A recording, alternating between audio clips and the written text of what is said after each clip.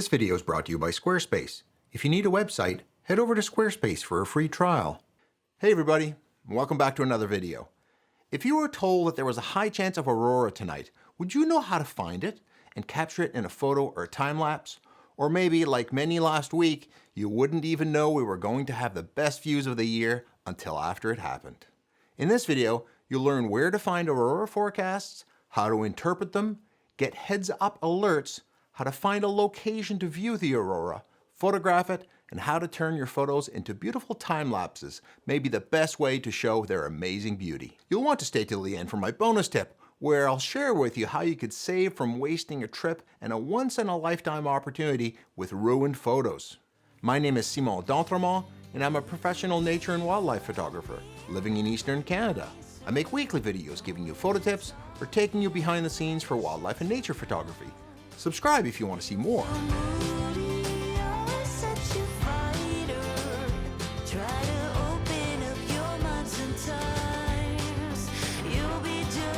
Let's start off with a quick description of what aurora actually is. It's also known as the northern or southern lights and happens when charged particles from the sun run into our Earth's atmosphere and magnetosphere, the Earth's magnetic field. Aurora is seen at the poles because the Earth's magnetic fields alter the trajectory of these particles to strike at the polar regions. They usually protect us from these particles, but are shaped like donuts, and the holes at the top and the bottom allow charged particles from the sun to reach our atmosphere. But note that the centers of activity are the magnetic poles, not the geographic poles. In the northern hemisphere, the magnetic pole rests at the location of Ellesmere Island at 80 degrees latitude, about 10 degrees offset from the North Pole. This is important in that it gives North America residents a bit of an advantage, as the northern magnetic pole is closer to us when it comes to aurora, so we can pretend we're a bit more northerly. In the southern hemisphere, the winner of this offset is Australia and New Zealand. Aurora is basically a ring around the magnetic poles, and the part of the aurora that's opposite the sun is the deepest. That means that around midnight is usually the peak activity, but not always. Also, while aurora happens year-round, the best viewing times are fall through spring in the northern hemisphere, with September and March being the best months. The source of this activity is the solar winds, which are charged particles emitted from the sun, traveling at up to 700 kilometers per second. The sun goes through an 11-year cycle of sunspot activity, which will next peak in 2025, but is starting to show lots of activity in 2023 already, and 2024 is expected to be really good. So this is the prime time to get ready for more activity right before what's called solar maximum. This is important because sunspots and solar flares around solar maximum cause disturbances in the sun's atmosphere, called the corona, and this activity sends even more particles our way, creating elevated aurora activity and extending the views even farther down towards the equator, away from the poles. This last storm had people seeing the aurora in New Mexico in the United States. So how do we know when aurora is most likely to happen? For this, we rely on aurora forecasts, because aurora is basically the result of space weather. Keep in mind that, like terrestrial weather forecasting, space weather is just as unpredictable. Our main heads up that aurora is likely comes from our ability to see the elevated solar activity when using satellites, combined with the fact that it takes 2 or 3 days for the charged particles to reach the Earth. The most commonly used measure of aurora likelihood is the KP index. The higher the KP index, the further towards the equator you can see it, like on this map, showing where aurora can be seen at various KP indexes. They can actually be seen at lower latitudes than this, as the aurora is actually up to 100 kilometers or 60 miles above the Earth, so you can see it 500 kilometers or 300 miles even further away from these lines. So to improve your odds, you want a high KP index. Where I live at 45 degrees latitude, a 5 isn't enough to get me out. A 6 of KP, I'll think about it. A 7, I'm likely going out, and an 8, like last week, I wouldn't miss it for the world. Other factors that impact the likelihood of aurora also include the solar wind's density, speed, polarity, and strength. An important one to point out here is the measure of polarity, which can be found on some forecasts under what's called the BZ. A negative BZ will mean that we will have less geomagnetic protection from the aurora, so it will be stronger than what the KP predicts. A positive polarity will translate into more protection, so a weaker than predicted aurora. Someone once smartly described a positive polarity as shields up and a negative polarity as shields down. Last week we had a KP of 7 and 8, and a very negative BZ of -32, a winning combination. So I recommend looking at the KP index and then adjusting for the BZ when deciding if it's worth going out. Note that the KP index projections and forecast are usually stated in universal time, so you need to adjust the time scale for your location. So a prediction of KP7 at 3 a.m. universal time is midnight here where I live in Nova Scotia with a 3-hour difference. So where do you find these forecasts? A great website is the Space Weather Prediction Center. I'll put a link in the show notes below. They provide a 3-day projection, and at 3 days, it's not very precise, but they also provide a more accurate 30-minute projection based on actual satellite data, making measurements closer to the Earth, and make a beautiful Aurora forecast simulation of both poles where you can see the likelihood of seeing Aurora at your location. There are also websites like aurorawatch.ca where you can sign up for email Aurora alerts, or apps like My Aurora Forecasts and Alerts and Space Weather Live, both of which I use. So once you've figured out the aurora is likely, what's next? You need to consider the moon phase. The moon phase issue is that when the moon is full, the aurora will be harder to see than when it's new moon or a small sliver of moon. If the moon is in a phase where it will set before midnight or only rises well past midnight, you'll be okay. And also if the moon is only partly illuminated. You can find moonrise and moonset times online or on some weather apps or on some astro-related apps like PhotoPills. I'd like to thank the sponsor of this video, Squarespace. I built my own website using Squarespace and it was easy. It was fast to set up and allow international payments via PayPal and credit card for my prints and calendars, and it's a great way for you to showcase and sell your work. If you've always dreamed of selling your work online, a Squarespace website is a great way to showcase your art to a broad audience in a professional yet easy way. It's also a great way to show off your video library, like I've done with my YouTube videos. Head over to squarespace.com for a free trial, and when you're ready to launch, go to squarespace.com/Simon to save 10% off your first purchase of a website or a domain. Now, if the moon's phase is manageable, then you need to pick a location. There are a few things you need to consider. First and foremost, you need to find a location with no cloud cover. The second most important consideration is getting away from light pollution. First, there's large-scale light pollution, like on a city scale.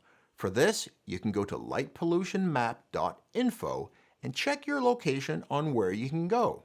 An hour drive away from city lights and 20 minutes away from town lights or large airports will often do the trick. Note that you shouldn't go south of the light pollution to escape it in the northern hemisphere. That would have you look north towards the light pollution to see the aurora, messing up your view. Go east, west, or north in the northern hemisphere and the opposite in the southern hemisphere. You also need to get away from smaller scale light pollution. Street lights, house lights, and parking lots are the usual culprits here. Get a few hundred meters away from those. Next, you need to consider your viewpoint. You need a location with a good view to the northern horizon. You don't actually need to be north to see north, if you know what I mean. This time lapse of mine was made a few years ago on the southeastern coast of Nova Scotia while looking north over a harbor. All you need is a low horizon to the north. Finally, if you want to do beautiful photography, you may also be hunting for nice compositions. On my last outing, we didn't have time to do a lot of scouting, but we did find a nice high ground overlooking a village with some lights, a high viewpoint over the ocean, as well as a pretty scene with a fence, the ocean, and some high ground. If you have a chance and you're going to a new location, try to arrive a little bit early to try to find a good vantage point. Okay, now you're on location. You need to wait for dark conditions. That being said, last week we could see the aurora well before full dark. If you're just observing, note that your eyes may need 20 minutes to adjust from lights in your car, for example, before they become fully dark adapted for the best views. Bring a chair, but don't worry about binoculars. They're best viewed naked eye and big. Now, cameras can actually capture more than your eyes can because we can take long exposures, accumulating photons over time and adding them up. If you want to take a photo, you'll need a camera, of course.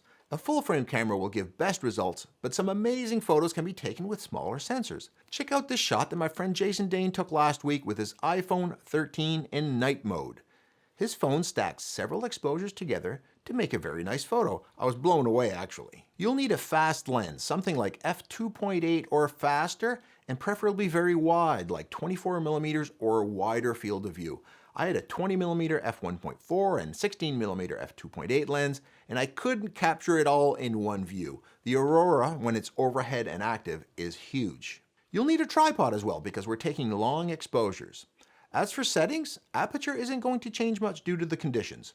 While these are called northern and southern lights, we can only see them because we're in the dark. These are still very dim. You should shoot your lens wide open at its largest aperture. Secondly, you need a high ISO, 1600 minimum. I shot ISO 6400 most of the time, and even with a crop sensor, you should consider ISO 3200 if your camera can handle it. The real wildcard in settings is the shutter speed, and here's why. You're trying to balance two opposing forces. One is that you need a slow enough shutter speed to gather enough light to properly expose your photo.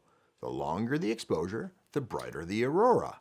But the aurora moves around in the sky. If you expose a long time, like 30 seconds, the sky will just be a colorful glow without capturing the beautiful spikes and details. But if you try to freeze the action with a fast shutter speed of, let's say, 1/2 second, your photos will be too dark. As such, you need to find a sweet spot, and it will depend on the brightness of the aurora, the amount of light pollution, and how fast your lens is. For me, 3 to 8 seconds is the sweet spot. If you don't have a fast lens, shoot longer, like 8 or 10 seconds. 15 seconds if you have to get anything to show up in your photo. You may not get detail, but you'll get something. If you have a really fast lens like f1.4 or f1.8, try 2 to 5 seconds. Use a shutter release or a 2-second timer to not shake your camera during the exposures. So for photos, it will also help if you set the white balance manually rather than automatic. Small changes in the white balance will make your footage jumpy and flickery if you try to make a time lapse later. 3800 to 4000 Kelvin is a good place to start. This is up to your personal taste though. You'll also need to find a way to focus to infinity in the dark. For many, manual focus will be much more reliable.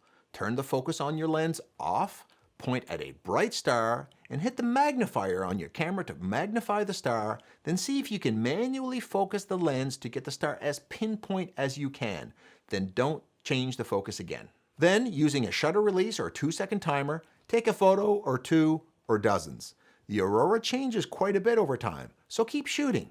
Now, if you want to make a time lapse, there's good news. All you need to do is take dozens or hundreds of these photos and stack them together back to back. You don't need to take the photos any differently.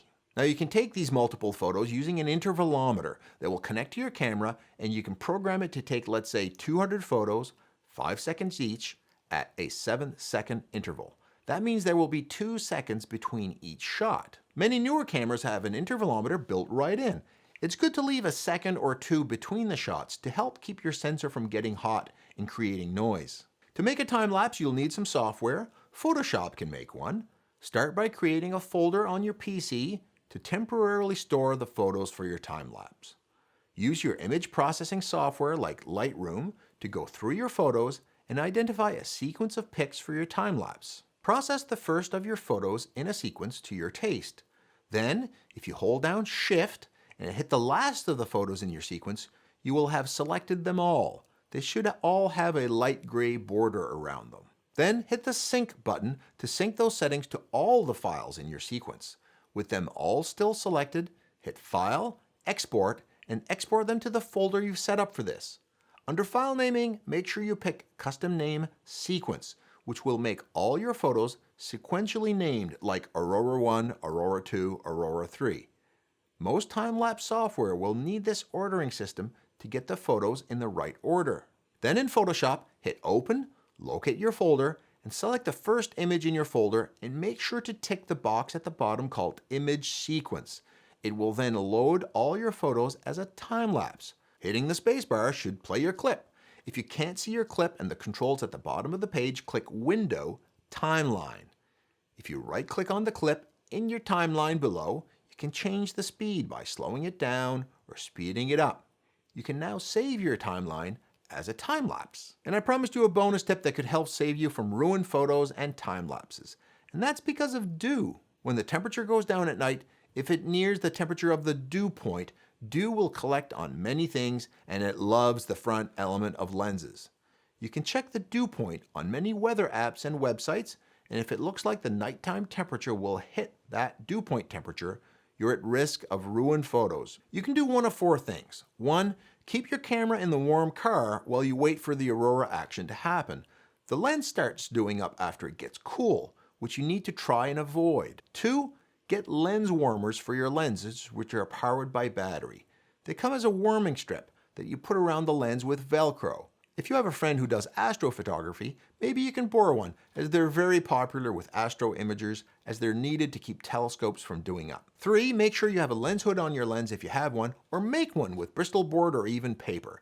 They help keep a warm pocket of air in front of the lens. And finally, you can make a lens heater with hand warmers and elastic bands. Place them in a camera bag for 30 minutes before you use your camera to give it a head start to warm the lens.